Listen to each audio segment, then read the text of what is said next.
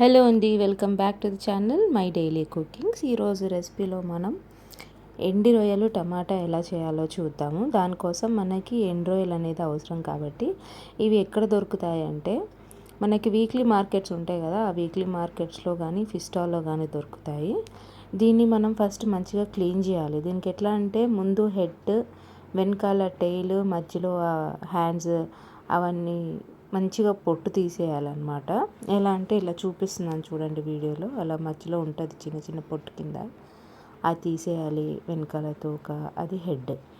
So ఇవన్నీ శుభ్రంగా తీసి పెట్టుకున్నాక ఇలా కనిపిస్తాయి మీకు.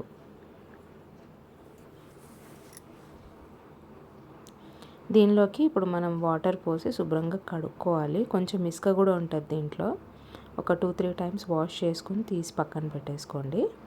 తర్వాత ప్యాన్లో ఆయిల్ వేసి ఈ కడిగి పెట్టుకున్న ఎండు రొయ్యలన్నీ కూడా అందులో వేసి వేయించుకోవాలి. జస్ట్ గోల్డెన్ కలర్ రాగానే తీసి పక్కన పెట్టేసేయండి. మరీ ఫ్రై చేసినా కానీ కూడా చేదొచ్చేస్తాయి.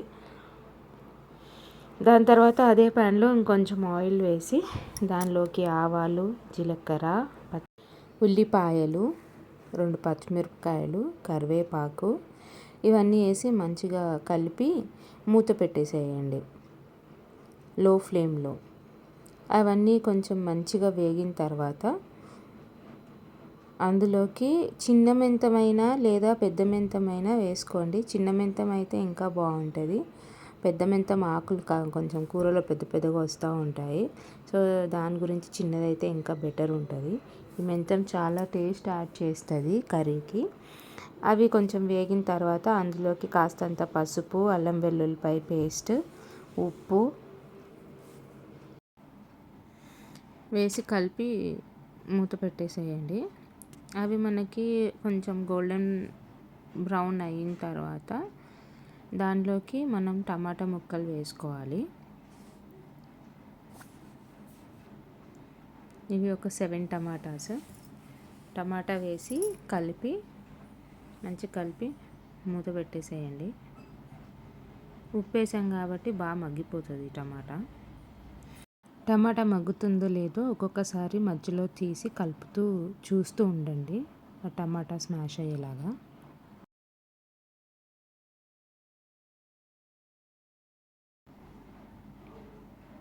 మీకు వన్స్ టమాటా మగ్గిపోయిన తర్వాత అందులోకి కాస్తంత కారం పొడి చూసి వేసుకోండి, ఎందుకంటే పచ్చిమిరపకాయలు వేసాం కాబట్టి. అలాగే ధనియాల పొడి మళ్ళీ కలిపి మూత పెట్టేసేయండి. మీకు ఇలా ఆయిల్ సపరేట్ అవ్వడం స్టార్ట్ అవుతుంది. ఆయిల్ సపరేట్ అయిన తర్వాత అందులోకి ఒక గ్లాస్ వాటర్ వేసి ఉడకనివ్వండి కూర మంచిగా. అలా ఉడికిన తర్వాత అందులోకి మనం వేయించి పెట్టుకున్న ఎండు రొయ్యల్ని వేసేయాలి. వేసి ఒకసారి మంచిగా కిందకి మీదకి కలిపి మళ్ళీ మూత పెట్టేసుకోండి. ఇలా మంచిగా గ్రేవీ అనేది ఇలా చిక్కగా ఉన్నాక అందులో తరిగి పెట్టుకున్న కొత్తిమీర వేసేయండి. ఒకసారి కలిపి మళ్ళీ మూత పెట్టేసేయండి. ఇలా ఆయిల్ అంతా సపరేట్ అయిపోయిన తర్వాత స్టవ్ ఫ్లేమ్ ఆఫ్ చేసేయండి. సో ఎంతో టేస్టీ అయిన ఎండు రొయ్యలు టమాటా రెడీ. ఇది మనకి స్టోరింగ్ కూడా ఒక 4 days అయినా కానీ ఏం కాదు, ఫ్రిడ్జ్లో పెట్టుకొని తినచ్చు. చాలా టేస్ట్ ఉంటే కొంచెం కర్రీకి ఎక్కువ రైస్లో కలుస్తుంది.